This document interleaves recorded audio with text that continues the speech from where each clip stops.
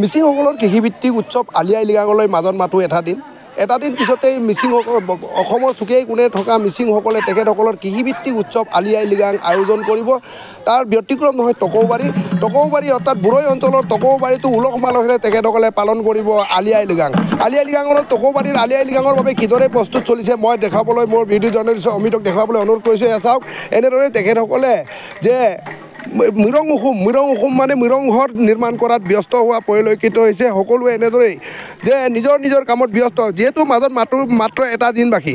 এটা দিনৰ পিছতে অৰ্থাৎ ফাগুন মাহৰ প্ৰথম বুধবাৰ, আজি সোমবাৰ, বুধবাৰে তেখেতসকলৰ কৃষিভিত্তিক উৎসৱ আলি আই লৃগাং উলহ মালহেৰে এই স্থানতে পালন কৰিব। টকৌবাৰী ৰংগমঞ্চৰ প্ৰাংগণত এনেদৰে মিৰং উখুম নিৰ্মাণ কৰি থকা পৰিলক্ষিত হৈছে দেখা গৈছে। চাওক আৰু এনেদৰেই খেৰেৰে তেখেতসকলে যে চালি বনাই মিৰং উখুম সম্পূৰ্ণ তেখেতসকলে কৰি ল'ব। তাৰপিছত ইটো ছাইডেও দেখাবলৈ অনুৰোধ কৰিছোঁ দূৰৰ পৰাই। চাওক এনেদৰে সকলো ব্যস্ত হোৱা পৰিলক্ষিত, দেখা গাভৰু জীয়াৰী বোৱাৰী নাই সকলো ব্যস্ত হোৱা পৰিলক্ষিত হৈছে। আলি আই লৃগাঙৰ বাবে এনেদৰে প্ৰস্তুতি চলোৱা পৰিলক্ষিত হৈছে। যিহেতু মাজত এটা দিন বাকী, এটা দিনৰ পিছতে ইয়াতে আলি আই লৃগাং উলহ মালহেৰে পালন কৰিব। দেখা গাভৰুসকলে এনেদৰেই দেখুৱাবলৈ অনুৰোধ কৰিছোঁ, দেখা গাভৰুসকলে এনেদৰেই নাচ গানত ব্যস্ত হোৱা পৰিলক্ষিত হৈছে। অৰ্থাৎ অন্তিমটো আখৰা, আজি অন্তিমটো আখৰাত তেখেতসকলে ব্যস্ত হোৱা দেখা গৈছে।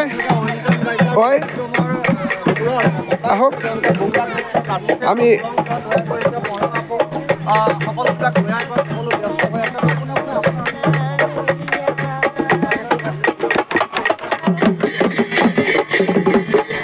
হয় এবাকে ঐনিতম গাবলৈ অনুৰোধ কৰিম যে ঐনিতম মিচিংসকলৰ অতিকৈ আপোন গুমৰাং নৃত্য আৰু ঐনিতমেৰে মুখৰিত হ'ব। যিহেতু টকৌবাৰীৰ এই যে মই ঐনিতম এবাকে শুনিবলৈ চেষ্টা কৰিম। ঐনিতম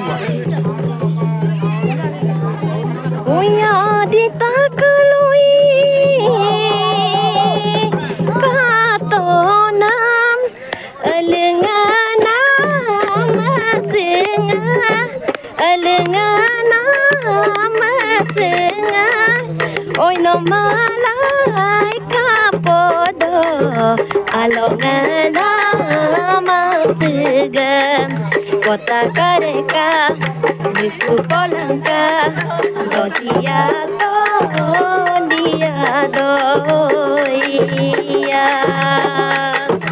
শুনিছে ঐনিতমেৰে এনেদৰে গুমৰাং নৃত্য আৰু ঐনিতমেৰে মুখৰিত হ'ব টকৌবাৰীৰ লৃগাংথলী। চাওক এনেদৰে সকলো ব্যস্ত হোৱা পৰিলক্ষিত, ডেকা গাভৰুসকলেও এনেদৰে ব্যস্ত হৈছে। আনফালে মই জানিব বিচাৰিম যে আপোনালোকে লৃগাং কেনেধৰণৰ ব্যৱস্থা, আজি অন্তিমটো আখৰাত ব্যস্ত আছে সকলো, যে লৃগাং কেনেদৰে আয়োজন কৰিব টকৌবাৰী অঞ্চলত কওক। আমি মানে আমাৰ গোটেই গাঁৱৰ বুঢ়া মেথাক লৈ পেলাই সৰু ল'ৰা ছোৱালীক লৈ পেলাই তথা আমাৰ ডেকা গাভৰু এনেইতো আছেই, লগতে আমি বাহিৰা দুই এজন শিল্পীকো মাতি আনিছোঁ। মাতি আনি পেলাই আমি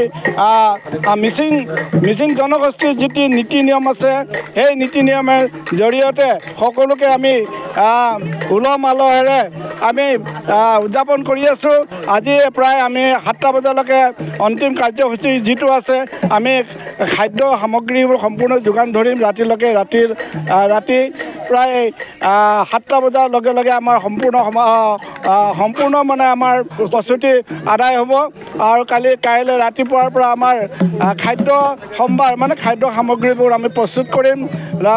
আমাৰ যিটো আলি আই লৃগাঙৰ আছে খাদ্য সামগ্ৰী আছে সকলোকে আমি যোগান ধৰিছোঁ। এইমতে আমি যোগান ধৰি পেলাই সকলো গাঁৱৰ সকলো বুঢ়া মেটা ল'ৰা ছোৱালী সকলোৱে আমি খাদ্যৰ আমি ব্যৱস্থা কৰিছোঁ। এইমতে আমি দুই এজন আমি বাহিৰৰ পৰা আমন্ত্ৰণ কৰি আনিছোঁ, তেওঁলোকে উপস্থিত থাকিব। ইয়াৰ উলহ মালহেৰে আমি আয়োজন কৰি আছোঁ। হয় তেখেতসকলে বাহিৰা অতিথিও নিমন্ত্ৰণ কৰিছে এইখন লৃগাংথলীত। লৃগাং মানে এতিয়া যিহেতু ফাগুন মানে হ'ল লৃগাঙৰ বতৰ, লৃগাং মানে এতিয়া লৃগাঙত চাওক ঐনিতম আৰু গুমৰাং নৃত্যৰে এনেদৰে তেখেতসকলে মুখৰিত কৰিব এই লৃগাংথলী। গতিকে আৰু এজন দাদা আছে, দাদাৰ পৰা জানিব বিচাৰিম কেনেধৰণৰ খাদ্য সম্ভাৰ কেনেধৰণৰ যোগাৰ হৈছে। হয় আমাৰ ইতিমধ্যে গাহৰি মাংস ঠিক কৰিলোঁ। গাহৰি মাংস আমাৰ প্ৰায় 1.5 কুইণ্টেলমান আছে আৰু মুৰ্গী প্ৰায় আমাৰ 10-15 কিলোমান হ'ব। আৰু আজি আমি প্ৰায় এমাহ ধৰি আমি প্ৰস্তুতি চলাই আছোঁ। আজি আমাৰ অন্তিম মানে আখৰা আৰু আমাৰ অন্তিম আখৰা আৰু হয় তেখেতসকলে ইতিমধ্যে গাহৰি মাংসকে আদি কৰি সম্পূৰ্ণ যা যোগাৰ ঠিক ঠাক কৰা বুলি জানিব পাৰিছোঁ। লৃগাংথলীত আমিও যে নিউজৰ তৰফৰ পৰা অসমৰ চুকে কোণে থকা মিচিং বন্ধুসকলক তেখেতসকলৰ আলি আই লৃগাঙৰ শুভেচ্ছা জ্ঞাপন কৰিছোঁ।